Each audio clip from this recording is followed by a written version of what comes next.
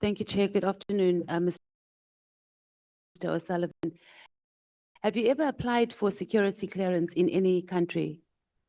Only in South Africa. In fact, what happened was when I filled in the forms and I handed them in, they said to me, but you've got dual nationality. And I said, yes. They said, then you can't get security clearance. So did you submit your application though? I handed it to, I can't remember the name of the person now, a general. And when you hand it, you have to be, when you hand it in, you have to have a sit-down meeting with them and they go through your forms. And when I sat down, this would have been back in 24, 25 years ago.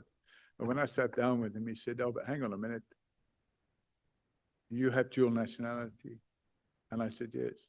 He said, then you can't get security clearance. So there was no process that followed? No, it stopped. Have you sent any messages or communicated with Denayo Mokwela? Who? Denayo Mokwele. I don't know. Who's that person? You've never sent her any messages. She's the one that has been arrested with General Khumalo for apparently submitting illegal qualifications. Ah, the brigadier. Yes. Yes. You have. Did you call her a little girl? No. Okay. I requested a meeting with her because we wanted to find out. And she said to me, I'm not prepared to speak to you. You must speak to HR of the police. And then you didn't say anything. You didn't refer to her as a little girl. No. In fact, I sent her an email, I think. Can I pull up the email and read it to you? I don't think it's necessary at the moment. If you're saying you didn't, it's fine. We will move on. Have you ever been charged in any other countries? Or have you ever been charged in any other countries? No. So you've got no convictions in any other countries? None at all. When you left South Africa now recently, when did you leave?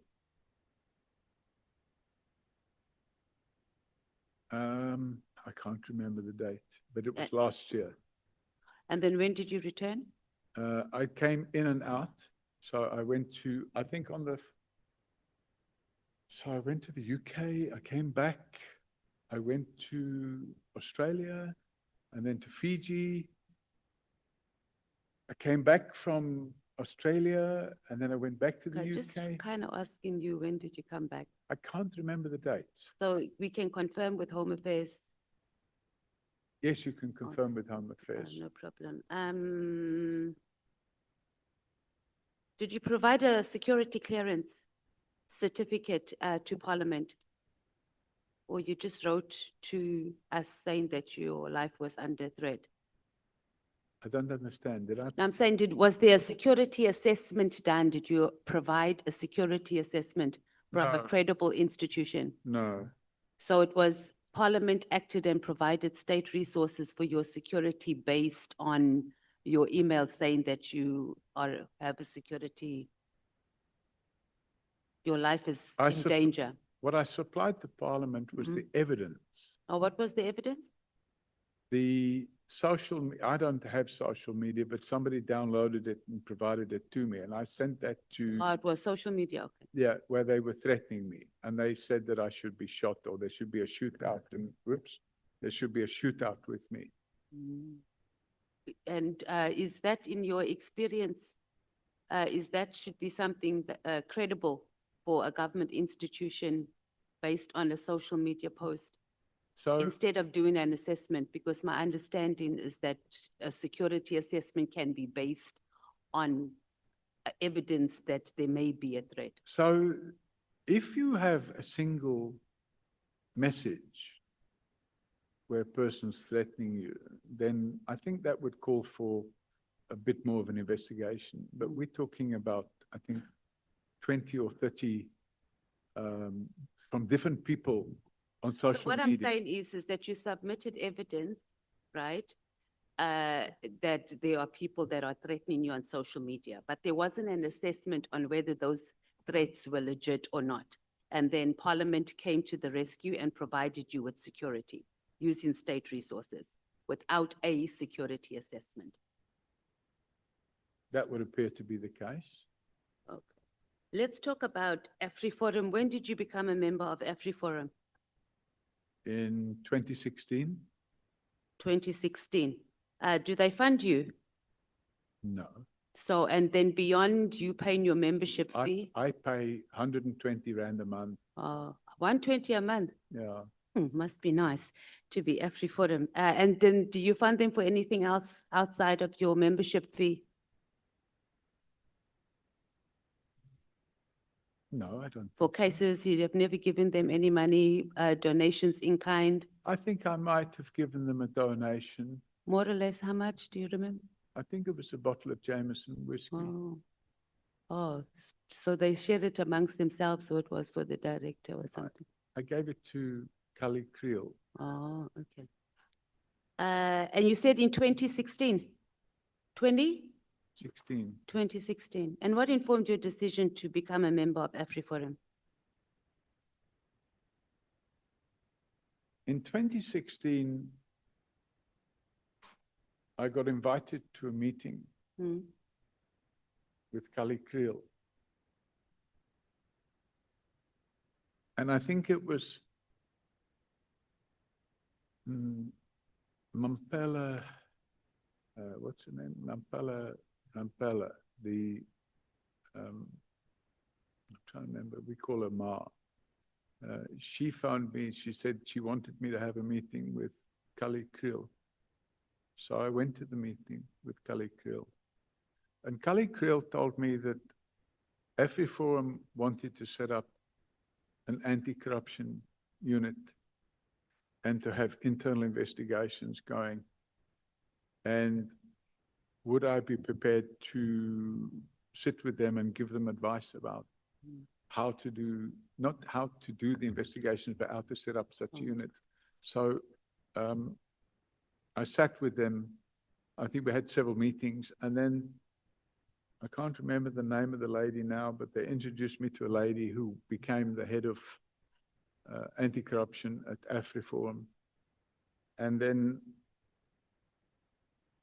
I consulted with them probably 2 or 3 times. Okay. And I subsequently found out that they then started that unit, and I believe they offered position to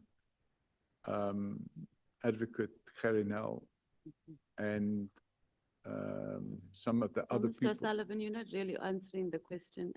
The question was, what informed your decision, not how it happened and the meetings, but from what I understand, and I think we can safely summarize that it was because they wanted to set up an anti-criminal unit. It informed that, and plus the fact that they had a telephone number that you can ring. Okay. If somebody tried to do something to you. But it was around crime. Pardon me? But it was about crime, their Yes, response to yes, crime. yes. Okay, so I think we covered. So this comes, okay, let me ask you this before we go. Do you align with AfriForum's claims that there's a genocide here in South Africa? No. But you're still a member and you pay 120 Rand every month to them? Yeah, so, you know, I pay my taxes too, but I don't align with everything. I'm just asking, because this is a voluntary thing. If there's two things that happen in this life when you are born, is that you're going to die and you're going to pay taxes. Yes. Joining AfriForum is the choice. If I'm satisfied to pay 120 Rand a month, because in return for that, I have a toll-free number that I can call. Oh, okay. And when I'm not in the country, my wife can phone that number. Oh, okay. If there's some So with incident, someone with such means, you need to subscribe to an organization who goes around and says that your beloved country that you love so much during apartheid of 1980s, you will be a member and give them 120 Rand a month. So I believe that the Constitution gives people the right. Yeah, and I'm agreeing. You have a That's right. right. I agree. Okay. And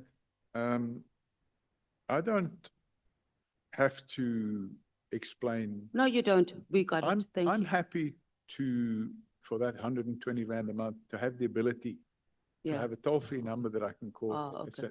And to be frank with you, I was very happy that AfriForum, when they could see all the injustice that was going on, Okay, I'm with not asking myself, you what you're happy with well, AfriForum. they That's came, not, they no, came no, to the party no. and they But assisted. yeah, I am very glad that Okay. that was not the question. All So do you see how that recommendation letter that was read out earlier, where someone recommended recommended to the Home Affairs Department back in the 80s, that you must get a work permit, and it specifically said that you are going to be of benefit to the white community. And then you said you don't remember, No, I you were didn't just say I told to don't sign it. remember. I said I never saw that letter. Okay. I saw it for the first But you time. said you were told yesterday. to write it. So do you No, see how no, that no, thing no, aligns? Sorry, Chairman, you're getting mixed up between the handwritten note.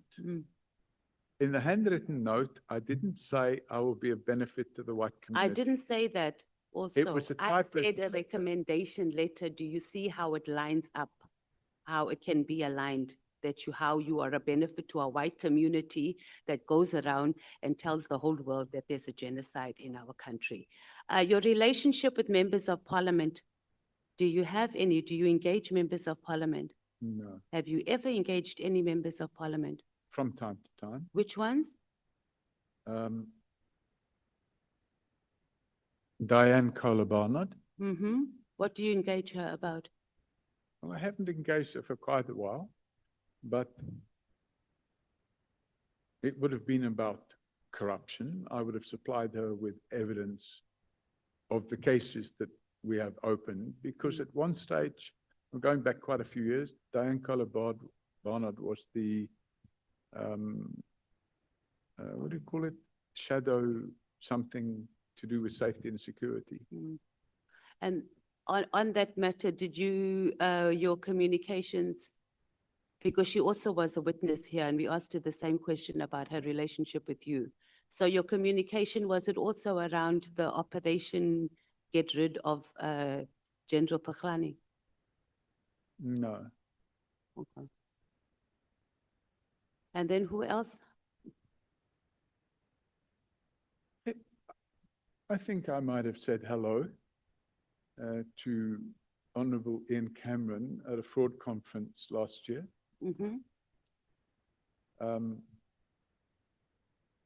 We're not asking about just hellos. You also came to greet us here yesterday. So we're talking about where you have a direct line, like how you have direct lines to a lot of high-ranking officials in the police. That, no, is there anybody else? Gillis Breitenbach. How often have you guys, or how often do you communicate with her? Maybe once or twice a year. Okay. And it would be in a friendly way, you know, a phone call, how are you, you know, what. Because at the time of, I'm trying to remember what year it was. At one point in time, she was a director or deputy director of prosecutions. And she was targeted by others in the NPA. And my understanding, and you would have to ask her, my understanding is that she was targeted because she was doing investigations which related to... Did you assist her during that period? No, I didn't. So you just spoke, okay. I just spoke to her and I wished her all the best. Okay. And so are there any other MPs from any other parties that you have relationships or have engaged with?